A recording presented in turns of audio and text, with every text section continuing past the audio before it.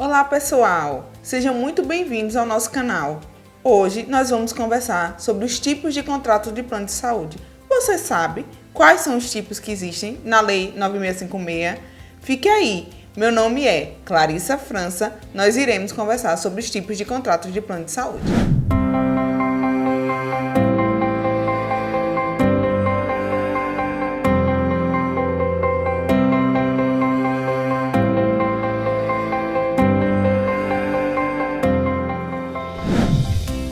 Retomando alguns pontos dos vídeos anteriores. Primeiro, o Estatuto do Idoso. É uma lei que visa estabelecer todos os direitos dos idosos.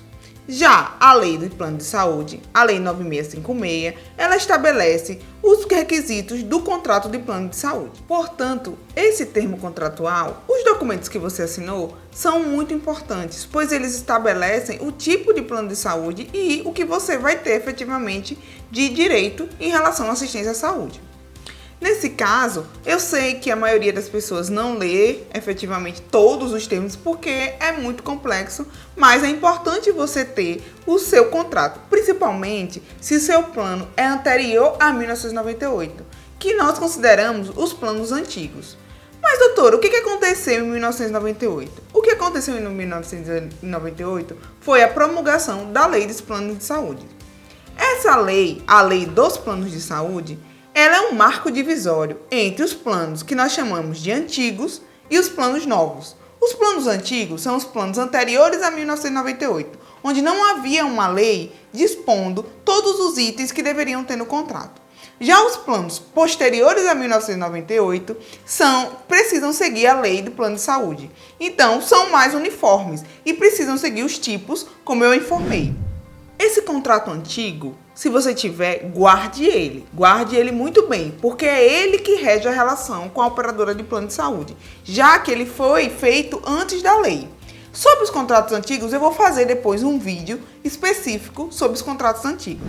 Agora vamos voltar para os 3 tipos que eu havia mencionado. O primeiro tipo é o contrato individual ou familiar.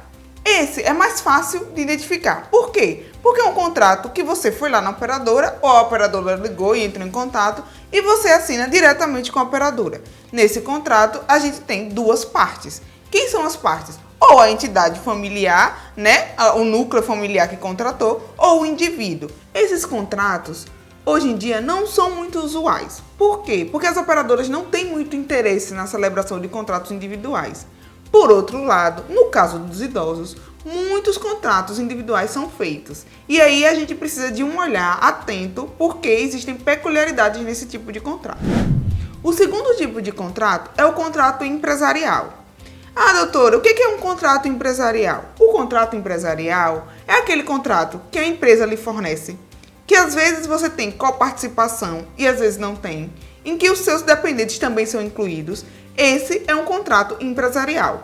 Nesse caso, é de fácil identificação, por quê? Porque vão ter 3 partes nesse contrato. Quem são? Você, usuário de plano de saúde, a empresa que você trabalha, que contratou com o plano de saúde e o plano de saúde. Então, esse é o contrato empresarial.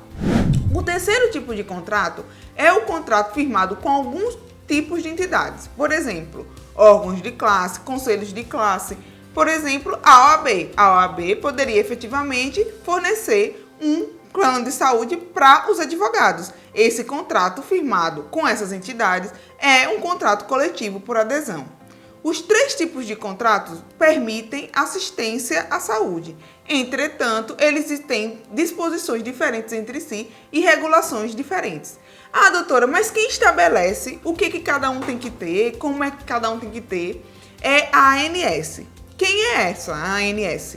A ANS é a Agência Nacional de Saúde Suplementar. É uma agência, é uma autarquia que foi criada para estabelecer e regular o mercado privado de saúde. A ANS fica no Distrito Federal e ela estabelece todas as regras que vão ser aplicadas aos planos de saúde. Dessa forma, eu espero que vocês tenham entendido quais são os 3 tipos previstos na lei. E só existem esses tipos? Não. Lembre-se que existem os planos antigos, que eu não estou mencionando sobre eles. Existem outros tipos de contrato, mas após a lei de planos de saúde, existem esses 3 tipos. Então, sendo que é muito importante vocês efetivamente terem o termo contratual. Então, se não tem, é obrigação da operadora fornecer. É só solicitar via 0800 ou ir na operadora e solicitar. Caso esse contrato não seja fornecido, você pode efetivamente fazer uma reclamação na ANS. E é bem importante que você tenha ele. Pessoal, espero que vocês estejam gostando. E se tiverem alguma dúvida, vão lá no nosso site, que está aparecendo aqui embaixo agora, que com o cadastro a gente vai estar enviando conteúdos exclusivos para vocês terem acesso a todas as informações sobre a relação entre Estatuto do Idoso e contratos de plano de saúde.